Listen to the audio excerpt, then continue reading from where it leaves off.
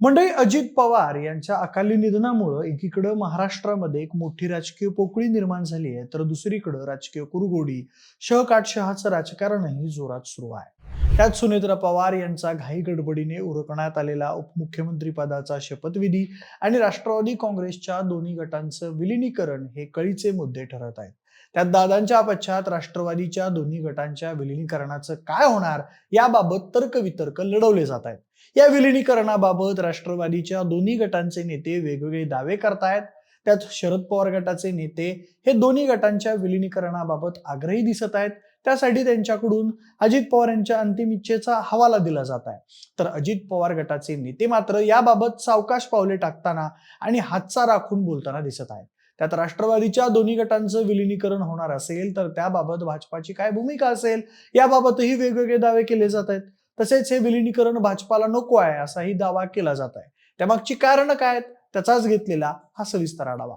नमस्कार, मी प्रथमेश आणि तुम्ही पाहताय विशेष भारी. मंडळी, राज्यातील नगर परिषद आणि नगरपंचायतीच्या निवडणुका आटोपून महानगरपालिका निवडणुकांचं बिगुल वाजल्यावर राष्ट्रवादी काँग्रेसच्या दोन्ही गटांचं विलिनीकरण होणार असल्याची चर्चा राज्याच्या राजकीय वर्तुळात सुरू झाली होती. तसेच पुणे आणि पिंपरी चिंचवड सारख्या महत्वाच्या महानगरपालिकांमध्ये राष्ट्रवादीचे दोन्ही गट निवडणुकीसाठी एकत्र आले होते. दोन्ही पक्षांमधील राजकीय कटुता दूर झाल्याचं दिसत होतं. तसेच लवकरच दोन्ही पक्षांचं विलिनीकरण होईल असा सकारात्मक विश्वास नेते मंडळींकडून व्यक्त होत होता. मात्र याच दरम्यान अजित पवार यांचं 28 जानेवारी रोजी अकाली निधन झालं. अजितदादांच्या निधनानंतर विलिनीकरणाची चर्चा अधिकच जोरात सुरू झाली होती. मात्र याच दरम्यान अजित पवार गटाकडून घाई गडबडीने सुनेत्रा पवार यांचा उपमुख्यमंत्री पदाचा शपथविधी उरकण्यात आल्यानं पवार कुटुंबात आणि राष्ट्रवादीच्या दोन्ही गटांमध्ये मतभेद झाले. आता दोन्ही गटांच्या विलिनीकरणाचं काय होणार असा प्रश्न उपस्थित होत आहे. एकीकडे विलिनीकरणाबाबत संभ्रमाचं वातावरण तयार झालेलं असतानाच अजित पवार यांचे बारामतीमधील निष्ठावंत कार्यकर्ते असलेले किरण गुजर यांनी अजित पवार यांचं स्वप्न पूर्ण करण्यासाठी राष्ट्रवादीचे दोन्ही गट एकत्र येणार आहेत. याबाबत पार्थ पवार आणि शरद पवार यांच्यामध्ये सकारात्मक चर्चा झाली आहे असं विधान केलेलं होतं. मात्र अजित पवार गट सध्या भाजपासोबत माहितीमध्ये आहे. तसेच विलिनीकरण होणार असल्यास त्यावर भाजपाची काय प्रतिक्रिया असेल यालाही सध्याच्या घडामोडींमध्ये महत्व आहे. त्यातच अजित पवार यांच्या निधनानंतर सुरू असलेल्या विलिनीकरणाच्या चर्चांवर भाजपाचे नेते आणि राज्याचे मुख्यमंत्री देवेंद्र फडणवीस यांनी रविवारी प्रसारमाध्यमांशी संवाद साधताना मोठं विधान केलं. आताच्या परिस्थितीत आम्हाला राजकारण करायचं नाही, नाहीतर मी अनेक गोष्टी सांगू शकतो. काय घडलं, काय घडतंय, मी अनेक गोष्टींचा साक्षीदार आहे. माझे आणि अजितदादांचे संबंध चांगले होते. त्यात ते जवळजवळ सगळ्याच गोष्टी माझ्याशी शेअर करायचे. त्यांचा दुर्दैवी मृत्यू झाला.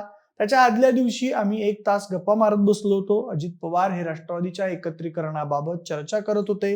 तर ते कुठलीही चर्चा भाजपाशी चर्चा केल्याशिवाय करतील का? जर ते चर्चा करत असतील तर त्यांनी भाजपाशी चर्चा केली असती. जर ते करत नसतील तर वेगळी गोष्ट आहे. पहिल्यांदा हे लक्षात घेतलं पाहिजे. चर्चा करायची, चर्चा नाही करायची, विलिनीकरण करायचे हे सर्वस्वी 100% निर्णय राष्ट्रवादी काँग्रेस पक्षाचे आहेत. परंतु कुठलाही निर्णय घेण्याआधी त्यांनी आमच्याशी एकदा चर्चा करावी अपेक्षा आहे. या विधानामधून देवेंद्र फडणवीस यांनी अजित पवार गटाला शरद पवार गटासोबत चर्चा करायची असेल तर आधी भाजपासोबत बोलून घ्यावं लागेल हे एक प्रकारे सूचित केलं आहे. त्यामधून या विलिनीकरणासाठी भाजपा फारसा अनुकूल आहे असं दिसत नाही. आता भाजपाला राष्ट्रवादीच्या या दोन्ही गटांचं विलिनीकरण नको आहे त्याची काही महत्वाची कारणं देखील आहेत. भाजपा आणि राष्ट्रवादी काँग्रेसमध्ये वैचारिक विरोध असला तरी पडद्याआड दोन्ही पक्षातील नेत्यांचे मैत्रीपूर्ण संबंध राहिले. त्यातूनच 2014 साली शरद पवार यांच्या पक्षाने विधानसभेचे निकाल लागताच भाजपाला पाठिंबा जाहीर करून टाकला होता. पुढे 2019 साली देवेंद्र फडणवीस आणि अजित पवार यांच्यात झालेला सकाळचा शपथविधी हा सुद्धा याच मैत्रीतून झाल्याचे पुढे उघड झालं होतं. मात्र शरद पवार यांनी शहाच्या खेळात अनेकदा तोंडघशी पाडल्यानं भाजपाचा शरद पवार यांच्यावर आता तेवढा विश्वास राहिलेला नाही. त्यातूनच 2023 साली अजित पवार यांच्या बंडानंतर दादांना आपल्यासोबत घेत भाजपाने शरद पवारांना आतापर्यंतचा सर्वात मोठा धक्का दिला होता. या फुटीनंतर शरद पवार यांचा पक्ष कमालीचा दुबळा झालेला आहे. मात्र आता अजित पवार यांच्या निधनानंतर राष्ट्रवादीचे दोन्ही गट एकत्र आल्यास शरद पवारांच्या मार्गदर्शनाखाली हा पक्ष पुन्हा एकदा महाराष्ट्रात प्रबळ पक्ष म्हणून उभा राहू शकतो. दोन्ही गटांची विखुरलेली ताकद एकत्र आल्यास पश्चिम महाराष्ट्र, उत्तर महाराष्ट्र आणि मराठवाड्यात भाजपला मिळणाऱ्या जागांवर मर्यादा येऊ शकतात. ही बाब भाजपाच्या विस्तारासाठी अडचणीची ठरू शकते. त्यामुळे सद्यस्थितीत विखुरलेली राष्ट्रवादी भाजपाला राजकीय दृष्ट्या अधिक सोयीची आहे. म्हणूनच राष्ट्रवादीच्या दोन्ही गटांचं विलिनीकरण न होणं भाजपाच्या फायद्याचं आहे. दुसरा महत्वाचा मुद्दा म्हणजे शरद पवार हे सध्या वार्धक्यामुळे थकले असले तरी ते त्यांच्या कुशल रणनीतीच्या जोरावर आजही भाजपाच्या नाकी नऊ आणू शकतात. शरद पवार यांनी त्यांच्या सूचक अर्थ असलेल्या विधानांमधून याआधी अनेकदा भाजपाला अडचणीत आणलेला आहे. त्यातच शरद पवार यांनी आपली भाजपा विरोधातली लढाई ही वैचारिक लढाई असल्याचं अनेकदा स्पष्ट केलं आहे. तसेच आपल्या शाहू फुले आंबेडकरांना मानणाऱ्या विचारधारेमधून शरद पवारांनी भाजपाच्या हिंदुत्ववादी विचारधारेला शह देण्याचं काम बऱ्याचदा केलेलं आहे. आता अजित पवार यांच्या पश्चात राष्ट्रवादीच्या अजित पवार गटाची ही धुरा त्यांच्या पत्नी सुनेत्रा पवार यांच्याकडे आली आहे. पवार घराण्याचा वारसा असला तरी सुनेत्रा पवार ह्या राज्याच्या राजकारणात तशा नवीन आहेत. तसेच त्या पुरोगामी विचारधारा मांडणाऱ्या असल्या तरी त्या भाजपाच्या हिंदुत्वाविरोधात आक्रमक भूमिका घेण्याची शक्यता कमी आहे. त्यामुळे भाजपला सध्या सुनेत्रा पवार यांच्या नेतृत्वाखालील राष्ट्रवादी सोबत काम करणं सोपं वाटतं. उलट विलीकरणामधून शरद पवार यांना बळ मिळालं तर पुन्हा एकदा शरद पवार किंवा सुप्रिया सुळे यांचा प्रभाव वाढू शकतो. ही बाब भाजपच्या आक्रमक हिंदुत्व आणि राज्यातील विस्तारवादी राजकारणाला अडचणीची ठरू शकते. तिसरा आणि महत्वाचा मुद्दा म्हणजे राष्ट्रवादीच्या दोन्ही गटांचं विलिनीकरण झालं आणि त्यात शरद पवार यांचा प्रभाव वाढला तर पुरोगामी विचारांचा हवाला देत शरद पवार हे राष्ट्रवादी काँग्रेसला पुन्हा एकदा विरोधी पक्षात बसू शकतात. तसेच शरद पवार यांच्या सल्ल्यानुसार एकत्रीकरण झालेला राष्ट्रवादी काँग्रेस पक्ष विरोधी पक्षात बसल्यास त्यामुळे महाराष्ट्राच्या राजकारणाला पुन्हा एकदा वेगळं वळण लागू शकतं. त्याचं कारण म्हणजे 2024 साली झालेल्या विधानसभा निवडणुकीनंतर काँग्रेस ठाकरे गट आणि शरद पवार गट कमालीचे दुबळे झाल्यानं या तिन्ही पक्षांचा समावेश असलेली महाविकास आघाडी मोडकळीस आली आहे. नुकत्याच झालेल्या नगरपालिका आणि महानगरपालिकांच्या निवडणुकांमध्ये महाविकास आघाडी कुठेही एकत्र लढताना दिसली नव्हती. मात्र आता राष्ट्रवादीच्या दोन्ही गटांचं विलिनीकरण होऊन राष्ट्रवादी काँग्रेस एक झाला तर या पक्षाच्या रूपात राज्याला प्रबळ विरोधी पक्ष मिळू शकतो.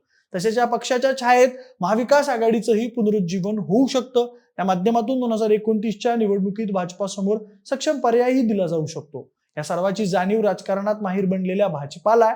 त्यामुळे सद्यस्थितीत कुठल्याही परिस्थितीत भाजपा राष्ट्रवादीच्या दोन्ही गटांचं विलिनीकरण होऊ देईल असं वाटत नाही. भाजपाचे नेते राष्ट्रवादीच्या गटाचं विलीकरण हा त्यांचा अंतर्गत प्रश्न असं वारंवार सांगत आहेत. तसेच या विलिनीकरणाच्या प्रक्रियेची चर्चा काही महिन्यांपूर्वी सुरू झाली तेव्हा त्याला भाजपाच्या दिल्ली स्थित नेत्यांनी हिरवा कंदील दाखवला होता असं बोललं जाते. मात्र आता अजित पवारांच्या निधनानंतर सगळी समीकरणं बदललेली आहेत. त्यामुळेच राष्ट्रवादीच्या एका गटाचं नेतृत्व हे आपल्या मर्जीतील नेत्यांकडे राहावं, त्यात शरद पवार किंवा सुप्रिया सुळे यांचा हस्तक्षेप होता कामा नये असं भाजपाच्या नेत्यांना वाटतंय. त्यामधूनच प्रफुल्ल पटेल हे राष्ट्रवादी काँग्रेसचे अध्यक्ष बनल्याची पुडी सोडण्यात आली होती.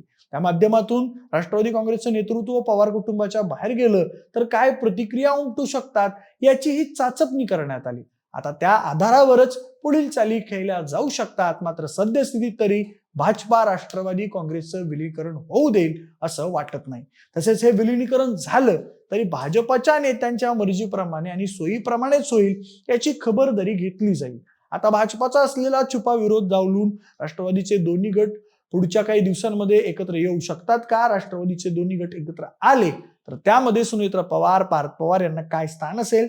एकत्रित राष्ट्रवादीची सूत्र आपल्या हाती आल्यावर शरद पवार हे अजित पवार गटाची भाजपासोबत झालेली युती कायम ठेवणार की विरोधात बसणं पसंत करणार? याबाबत तुम्हाला काय वाटतंय? तुम्ही आम्हाला कमेंटच्या माध्यमातून नक्की सांगा. जर हा व्हिडिओ आवडला असेल तर लाईक आणि शेअर करा. सोबतच आपल्या विशेष बारीच्या YouTube चॅनलला सबस्क्राईब करायला अजिबात विसरू नका. धन्यवाद.